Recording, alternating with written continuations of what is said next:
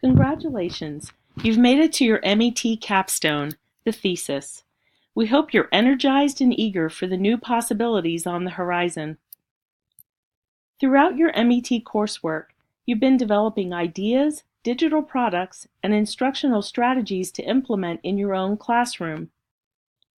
Class discussions have helped you to co-construct new knowledge, test some ideas, and share experiences.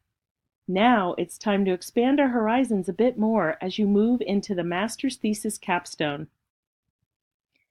Here, you are going to be tasked to push the boundaries of your thinking as educators. It's time to challenge and test your professional beliefs through a systematic and scientific process of scholarly research. In this process, you'll explore relevant scholarly articles relating current research, educational news, and the current educational landscape. You'll hear of many differing perspectives, and you'll frame professional practice within certain lenses and ask some very provocative questions. How do you do this? Start with these scholarly foundations for your research. First, the existing research literature provides anchors or varying perspectives from studies done in the past that are going to help support what you are doing in your study. As well, there are supporting frameworks. These are the models, principles, and learning theories that underpin our class activities, strategies, and tools. We can also think about the best practices for learning.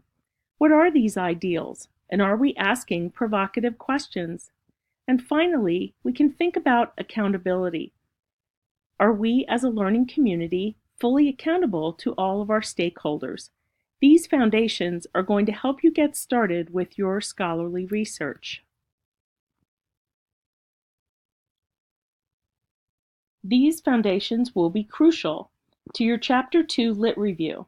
They will also provide the lenses through which to analyze your data for Chapters 3 and 4 and determine the place your research could take in the larger body of literature. You can reflect also on the instructional design foundations and principles that guide the development of teaching and learning strategies and underpin our use of instructional technology in the classroom. If we really want to understand how learning happens and how it can be enhanced, we need to use the theoretical lenses to underpin and evaluate our research design, observations, and data for Chapters 3 and 4. Feeling confused? Don't panic.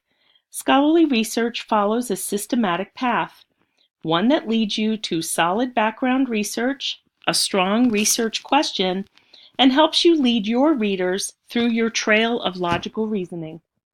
This course will help you with skills and tips to get you through the maze. Good luck!